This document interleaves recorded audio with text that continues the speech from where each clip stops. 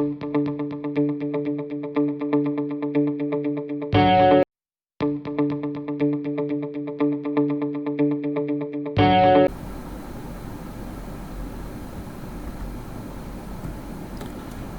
Guys, welcome back. I am Ranin Sen. तो आज IIT Bombay ने अपना इंफॉर्मेशन ब्रोचर लॉन्च कर दिया अपनी आईआईटी बॉम्बे की वेबसाइट में, गेट 2021 का। तो जो ऑर्गेनाइजिंग इंस्टीट्यूट है इस बार आईआईटी बॉम्बे है, गेट 2021 का। तो आज के वीडियो में हम मेन इस बात पे फोकस करेंगे कि इस बार गेट 2021 में क्या चेंजेस हुए हैं। ठीक है, लास्ट ईयर के कंपैरिजन में इस साल या फिर 2021 में क्या चेंजेस हुए हैं और किन बातों का हमें ध्यान देना है, और थोड़ा सा हम सिलेबस पे भी डिस्कस करेंगे, यानी कि डबल यानी कि इलेक्ट्रिकल इंजीनियरिंग सिलेबस पे भी डिस्कस करेंगे कि लास्ट ईयर में क्या था और इस साल यानी कि 2021 में जो गेट का एग्जामिनेशन होने वाला है उस पे क्या मतलब चेंजेस आए हुए हैं। तो चलिए फिर स्टार्ट करते हैं। देखिए यहाँ पे गेट 2021 में सबसे पहला चेंजेस ये हुआ था, पहले भी मैंने इसके बारे में डिस्कस किया होगा, कि जो एग्ज़ाम होंगे कोविड-19 को देखते हुए इस बार एग्ज़ामिनेशन जो होंगे वो 6 दिन में होंगे, यानी कि 6 दिन आपका गेट 2021 एग्ज़ामिनेशन कंडक्ट किया जाएगा। यहाँ पे डेट ऑलरेडी मेंशन है, 5th फरवरी से स्टार्ट होगा, 5th, 6th, 7th, 12th, 13th and 14th फरवरी। ठीक है, तो इन 6 दिनों में, इन 6 डेज में कौन से डे में आपका एग्जामिनेशन कंडक्ट होगा वो आगे चल के पता चलेगा। बस इतना क्लियर हो गया है कि इन 6 दिनों में आपका एग्जामिनेशन कंडक्ट होगा। ठीक, और 2 सेशन होंगे, फोरनून and afternoon. Next important thing is that कि लास्ट ईयर तक गेट के एग्जामिनेशन जो होते थे सिर्फ और सिर्फ 25 सब्जेक्ट पेपर्स पे होते थे, मगर इस बार 2021 में आईआईटी ऑर्गेनाइजेशंस ने, आईआईटी वालों ने या फिर गेट ऑर्गेनाइजेशंस ने 2 नए सब्जेक्ट पेपर्स इंट्रोड्यूस किया है। सबसे पहला जो है वो है एनवायरमेंटल साइंस, और सेकंड जो है वो है humanities and social sciences and economics, English, linguistics, philosophy, psychological, sociology. यानी कि 2 ऐड होने की वजह से total number of subject papers 27 हो गए हैं। ठीक है, next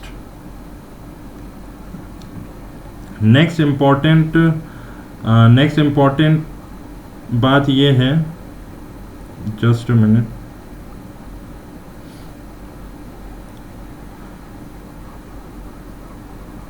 next important thing is that कि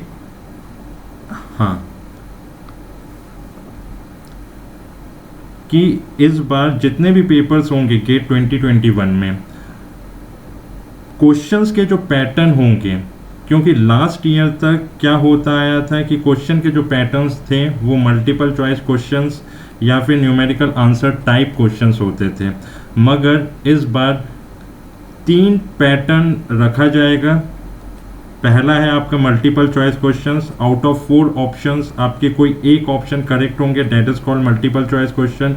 सेकंड है आपका मल्टीपल सेलेक्ट क्वेश्चंस भी आएंगे, जिसमें से out of 4 option more than 1 options are correct होंगे। And third one is numerical answer type, जिसमें आपको न्यूमेरिक में वैल्यू पुट करना होता था आंसर्स में, यानी कि एक्सेप्ट मल्टीपल चॉइस क्वेश्चंस में नेगेटिव मार्किंग होती थी, but numerical answer type questions में नेगेटिव मार्किंग नहीं होती थी। बट यहाँ पे मल्टीपल चॉइस क्वेश्चंस में, अगेन मैं फिर से रिपीट कर देता हूँ, मल्टीपल चॉइस क्वेश्चंस में नेगेटिव मार्किंग होगी, but multiple select questions and numerical answer type में कोई नेगेटिव मार्किंग नहीं है।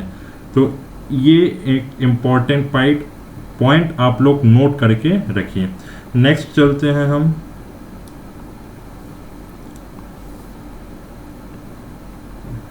देखिए, एलिजिबिलिटी क्राइटेरिया कोई एज लिमिट नहीं है, ठीक है, और गेट 2021 के जो स्कोर कार्ड है वो 3 साल के लिए वैलिड होते हैं from the date of announcement of results. हाँ, 3 साल के लिए वैलिड होते हैं। MTech admission point of view या फिर PhD admission point of view आपके 3 साल के लिए वैलिड होंगे। बट यदि आपको पीएसयूज में जाना है गेट के स्कोर कार्ड के थ्रू, तो आपके करंट गेट स्कोर कार्ड ही यूज़ होंगे। तो इस चीज़ का आप लोग ध्यान रखिएगा। ऑर्गेनाइजेशन इंस्टीट्यूट आईआईटी बॉम्बे ही है। एग्ज़ामिनेशन का पैटर्न, जैसे कि एग्ज़ामिनेशन का पैटर्न आप सभी लोगों को पता है कि एग्ज़ामिनेशन का पैटर्न जो होगा वो कंप्यूटर बेस्ड टेस्ट होगा। ड्यूरेशन 3 आवर्स का होगा। सब्जेक्ट पेपर्स 27 है, क्योंकि इंक्लूड हो गया एनवायरमेंटल स्टडीज़ और ह्यूमैनिटीज़ इंक्लूड होने की वजह से 25 से 27 नंबर ऑफ सब्जेक्ट पेपर्स हो गए। जो टाइप ऑफ क्वेश्चंस आएंगे वो टाइप ऑफ क्वेश्चंस 3 टाइप के क्वेश्चन पैटर्न्स में पूरा क्वेश्चन पेपर फ्रेम किया जाएगा। Multiple choice question, multiple select questions and numerical answer type questions. Next, total number of questions जो पूछे जाएंगे गेट एग्जामिनेशंस में, वो टोटल नंबर ऑफ क्वेश्चन 65 होंगे, 65 questions. One of the most important and very very important thing is that कि इस बार engineering mathematics के marks fix कर दिए गए हैं। यानी कि अभी तक जनरल एप्टीट्यूड जब से इंट्रोड्यूस हुआ था गेट एग्जामिनेशंस में, जनरल एप्टीट्यूड के मार्क्स फिक्स थे, 15 मार्क्स का था। मगर इंजीनियरिंग मैथमेटिक्स के जो मार्क्स जो होते थे वो वेरी करते रहते थे। मगर इस बार 13 मार्क्स का इंजीनियरिंग मैथमेटिक्स बिल्कुल एकदम फिक्स हो गया है। यानी कि general aptitude plus engineering mathematics मिला के 28 मार्क्स का आपका पेपर सिर्फ और सिर्फ इन दोनों चीज़ पे टिका होगा। तो यानी कि इन दोनों सब्जेक्ट की बदौलत आप स्कोर आराम से क्वालिफाई ईजिली कर सकते हैं, ठीक। और बाकी जो 72 मार्क्स के जो क्वेश्चंस होंगे वो सब्जेक्ट से रिलेटेड क्वेश्चन पूछे जाएंगे। ओके, तो ये आप नोट कर सकते हैं। बहुत ही इंपॉर्टेंट चीज़ है कि इंजीनियरिंग मैथमेटिक्स के मार्क्स आपके फिक्स कर दिए गए हैं 30 मार्क्स, और जनरल एप्टीट्यूड के 15 मार्क्स फिक्स ही थे। अभी तक वेरी होते रहते थे मगर अब फिक्स हो गए हैं। ओके, नाउ नेक्स्ट चलते हैं। मार्किंग स्कीम जैसा था वैसा ही है। All of the questions will be of 1 mark and 2 marks, no changes.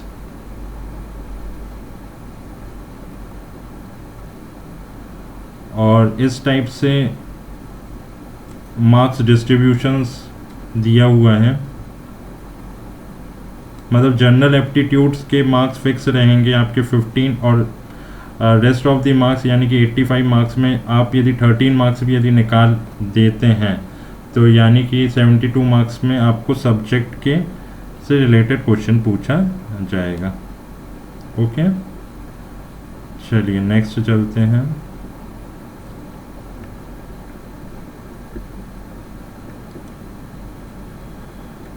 तो अभी हम डायरेक्ट मूव करते हैं सिलेबस में। मेन चीज़ है सिलेबस में क्या चेंजेस हुए हैं वो देखते हैं। आज हम डबल ई के सिलेबस में क्या चेंजेस हुए हैं, क्या क्या टॉपिक्स ऐड हुए हैं या फिर क्या क्या टॉपिक रिमूव हुए हैं, उन सारी चीज़ों के डिस्कशन अभी हम करने जा रहे हैं। हाँ, main important thing is date के important dates related to GATE 2021, यानी कि गेट ऑनलाइन एप्लीकेशन जो प्रोसेस है वो स्टार्ट हो जाएंगे 14 सितंबर 2020 से, और closing date of regular online registration यानी कि next month 14th onwards, from 14th September onwards आपके एप्लीकेशन प्रोसेस स्टार्ट हो जाएगा, और क्लोजिंग डेट रहेगा 30 सितंबर। 7 अक्टूबर तक आपके ऑनलाइन रजिस्ट्रेशंस के एक्सटेंडेड पीरियड का एंड हो जाएगा। ओके, इस टाइप की सारी चीज़ें इंफॉर्मेशन दी हुई है। Important dates related to GATE दिया हुआ है 2021, तो ये इंपॉर्टेंट है। यानी कि main important thing is date कि 14 सितंबर से आपके गेट के ऑनलाइन एप्लीकेशन प्रोसेस स्टार्ट हो जाएगा। और result, announcement of result in the online application 22 मार्च है, और एग्ज़ामिनेशन, डेट ऑफ एग्ज़ामिनेशंस का मैंने पहले ही डिस्कस कर दिया था। तो चलिए सिलेबस में मूव करते हैं। तो सबसे पहले हम इलेक्ट्रिकल इंजीनियरिंग के सिलेबस के बारे में बात करेंगे थोड़ा सा।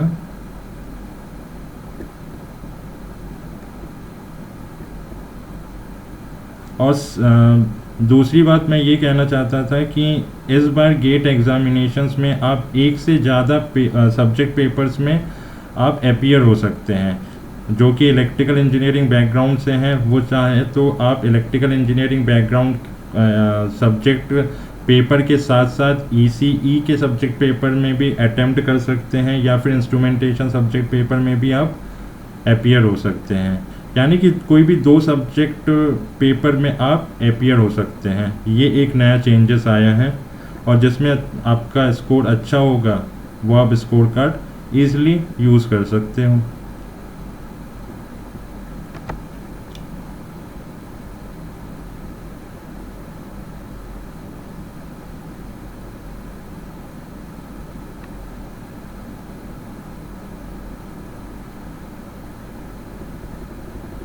एग्ज़ामिनेशन फ़ीस वही है 1500 रुपीज़, और लास्ट डेट यदि निकल जाएगा तो 2000 रुपीज़। यानी कि एग्ज़ामिनेशन फ़ीस में कोई चेंजेस नहीं हुए हैं। फीमेल कैंडिडेट्स के 750, SC/ST कैटेगरी के 750, और ऑल अदर कैंडिडेट्स यानी कि OBC जनरल्स और इकोनॉमिक जो नया कैटेगरी बना था उनके लिए 1500 है।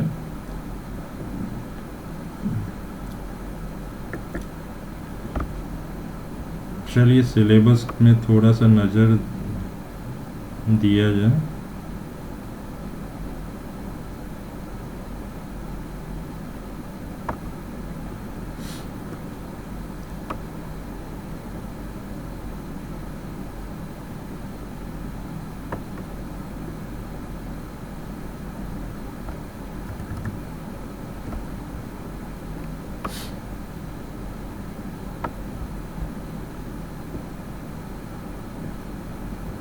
इलेक्ट्रॉनिक्स एंड कम्युनिकेशन सिलेबस के बारे में बाद में डिस्कस करेंगे। तो सबसे पहला इम्पोर्टेंट चीज़ हम देखेंगे कि EE सिलेबस में क्या चेंजेस हुआ है। तो चलिए स्टार्ट करते हैं इलेक्ट्रिकल इंजीनियरिंग के सिलेबस से। तो देखिए इंजीनियरिंग मैथमेटिक्स में लीनियर अलजेब्रा, ठीक है, लीनियर अलजेब्रा में matrix algebra, systems of linear equation, eigen values, eigen vectors में कोई चेंजेस नहीं है। लीनियर अलजेब्रा में कैलकुलस में भी आई थिंक कोई चेंजेस नहीं हुआ है। सारी चीज़ वैसे के वैसे ही हैं जैसा कि लास्ट ईयर तक हमने जिस सिलेबस में पेपर दिया था मैथमेटिक्स में, कैलकुलस टॉपिक के ऊपर वैसा ही है।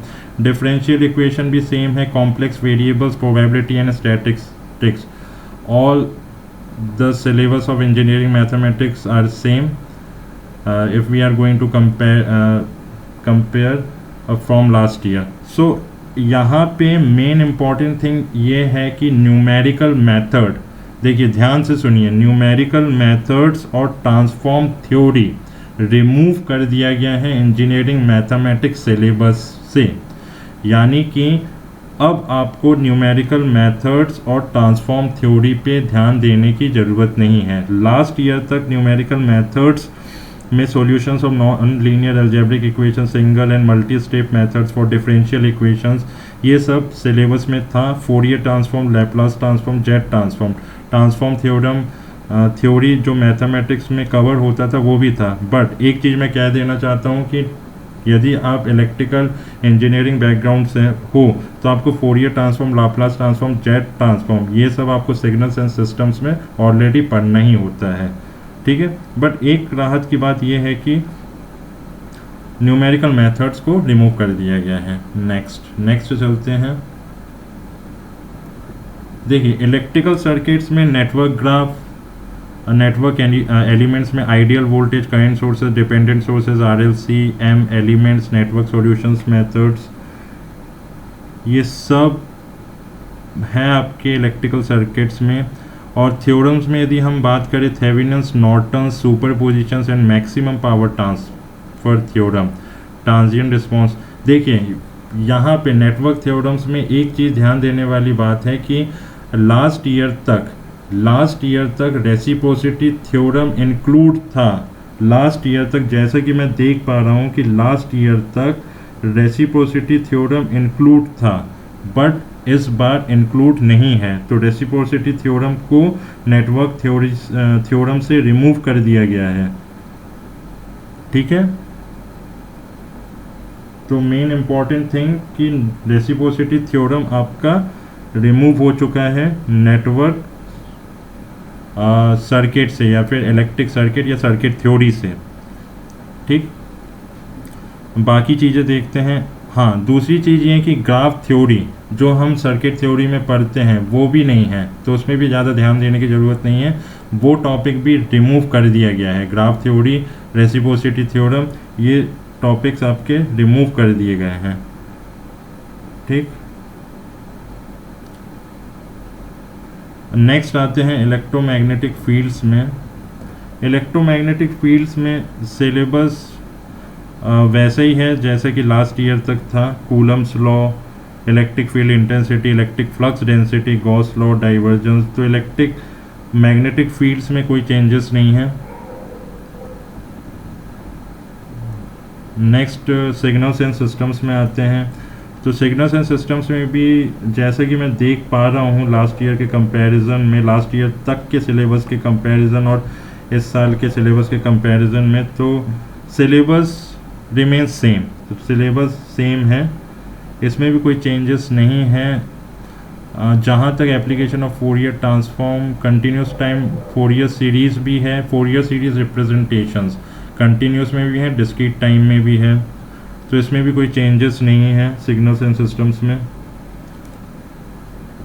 नेक्स्ट हम इलेक्ट्रिकल मशीन्स की बात करते हैं। इलेक्ट्रिकल मशीन्स थोड़ा लंबा सब्जेक्ट है, तो काफ़ी बड़ा सब्जेक्ट है, तो एक एक करके देखते हैं। तो single phase transformer, equivalent circuit, phasor diagram सब सेम है। Open circuit and short circuit test, regulations and efficiency. Single phase transformer में कोई चेंजेस नहीं हुए हैं। Three phase transformers, connections, vector groups, parallel operation, auto transformer, इसमें भी कोई चेंजेस नहीं है। इलेक्ट्रोमैकेनिकल एनर्जी कन्वर्जन प्रिंसिपल भी पहले भी सिलेबस में था, इस बार भी सिलेबस में है। डीसी मशीन्स में देखते हैं। डीसी मशीन्स में सेपरेटली एक्साइटेड है, series and shunt motoring and generating mode of operation and there characteristics, यानी कि ग्राफ, स्पीड, टॉर्क कैरेक्टरिस्टिक जो भी हम पढ़ते हैं, कैरेक्टरिस्टिक्स जो देखते हैं हम, वो सब सेम है। Starting and speed okay. यहाँ पे एक चीज़ नोट करने वाली बात है कि डीसी मोटर में जो starting method of DC motor हम स्टडी करते थे, जो कि हमारे सिलेबस में था लास्ट ईयर तक, वो अब रिमूव कर दिया गया है। तो इलेक्ट्रिकल मशीन्स में main important thing is that कि हमारा जो स्टार्टिंग मेथड है, स्टार्टिंग ऑफ डीसी मोटर को रिमूव कर दिया गया है। स्टार्टिंग ऑफ डीसी मोटर को रिमूव कर दिया गया है। और नेक्स्ट और देख लेते हैं, next speed control of DC motor. और नेक्स्ट थिंग इज डैट कि ब्रेकिंग ऑफ डीसी मोटर, यानी कि डीसी मोटर में दो चेंजेस हैं कि starting of DC motor and braking of DC motor, दोनों रिमूव हो चुके हैं। ठीक है, ये दोनों पे ध्यान देने की ज़रूरत नहीं है। नेक्स्ट हम यदि इंडक्शन मशीन्स में आते हैं, तो इंडक्शन मशीन्स में क्या क्या है। इंडक्शन मशीन्स में three phase induction motors, principle of operations, torque speed characteristic, block rotor state, starting and speed control. तो I think three phase induction motor में सब कुछ सेम है, बस यहाँ पे braking of three phase induction motor नहीं है। Braking of three phase induction motor को रिमूव कर दिया गया है। तो braking of three phase induction motor कहीं नहीं दिया है, यानी कि थ्री फेज इंडक्शन मोटर में ब्रेकिंग अब सिलेबस से हटा दिया गया है। ठीक है, और नेक्स्ट सिंक्रोनस मशीन्स के बारे में यदि बात करें तो cylindrical and salient pole machines है, performance and characteristic, regulation and parallel operation of generator, starting of synchronous motors, types of losses and efficiency calculation of electric machines. ये सारी चीज़ें लास्ट ईयर के सिलेबस तक जो भी कवर होता रहा है सिंक्रोनस मशीन्स के अंदर, वो सारी के सारी चीज़ें अभी भी कवर होंगे। बट एक चीज़ मैं ध्यान दिलाना चाहता हूँ कि इलेक्ट्रिकल मशीन्स में क्या क्या चेंजेस हुआ है। इलेक्ट्रिकल मशीन्स में ये चेंजेस हुआ है कि starting of DC motor, braking of DC motor को रिमूव कर दिया गया है यदि हम डीसी मोटर की बात करें। यदि हम इंडक्शन मोटर की बात करें तो ब्रेकिंग ऑफ इंडक्शन मोटर को हटा दिया गया है। ठीक, चलिए नेक्स्ट चलते हैं पावर सिस्टम्स में। पावर सिस्टम के सिलेबस में यदि हम बात करें तो पावर सिस्टम के सिलेबस में सबसे इम्पॉर्टेंट थिंग इज डैट कि इकोनॉमिक लोड डिस्पैच को फिर से इंट्रोड्यूस कर दिया गया है। सबसे easy topic economic load dispatch, I think 2016 में इसको रिमूव कर दिया गया था, इसको हटा दिया था सिलेबस से आईआईटी वालों ने या फिर गेट ऑर्गेनाइजेशंस ने, मगर फिर से ये इकोनॉमिक लोड डिस्पैच दोबारा आ गया है। ठीक है, बाकी सब सिलेबस सेम है, पर यूनिट क्वांटिटीज, बस एडमिटेंस, मैट्रिक्स, सारे सिलेबस सेम है। पावर सिस्टम्स के अंदर प्रोटेक्शंस वगैरह सब कुछ दिया हुआ है, बट एक नया ऐड हुआ है इकोनॉमिक लोड डिस्पैच। ओके, तो पावर सिस्टम में इकोनॉमिक लोड डिस्पैच ऐड हो चुका है। बाकी सब जैसे कि मैं देख पा रहा हूँ, बाकी सब लास्ट ईयर तक के सिलेबस के कंपैरिजन में बाकी सब सेम है, बट इकोनॉमिक लोड डिस्पैच को इंट्रोड्यूस कर दिया गया है। सिमेट्रिकल कंपोनेंट्स भी है, symmetrical and unsymmetrical fault analysis, principle of over current and differential directional and distance protection. Okay, चलिए पावर सिस्टम की बात यहाँ ख़त्म करते हैं। नेक्स्ट आते हैं कंट्रोल सिस्टम में। कंट्रोल सिस्टम में भी सिलेबस बिल्कुल सेम है।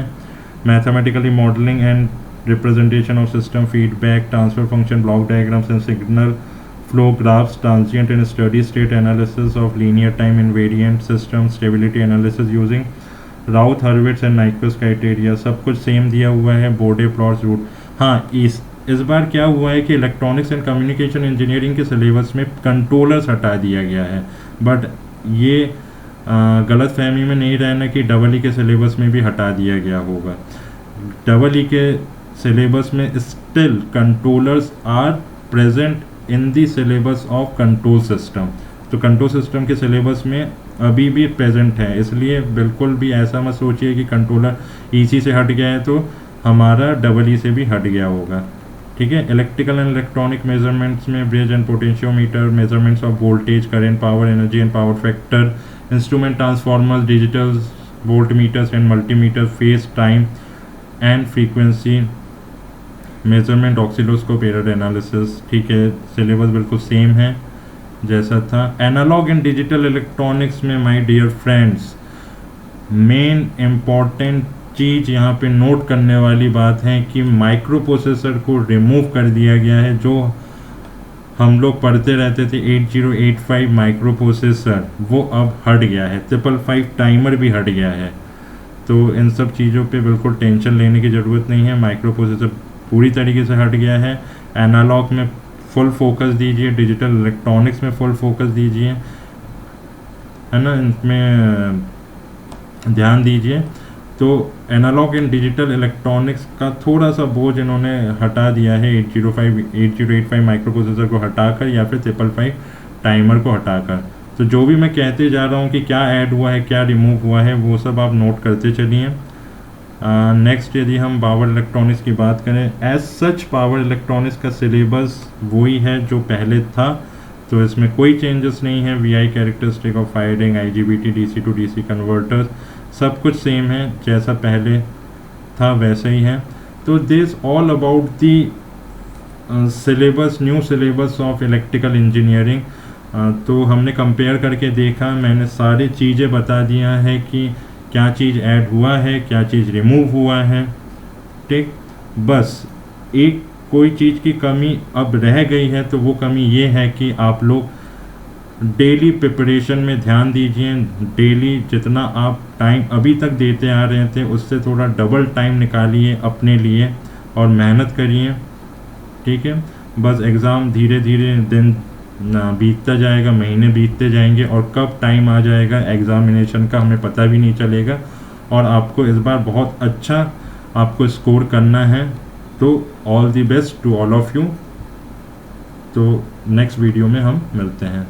Thank you to all of you.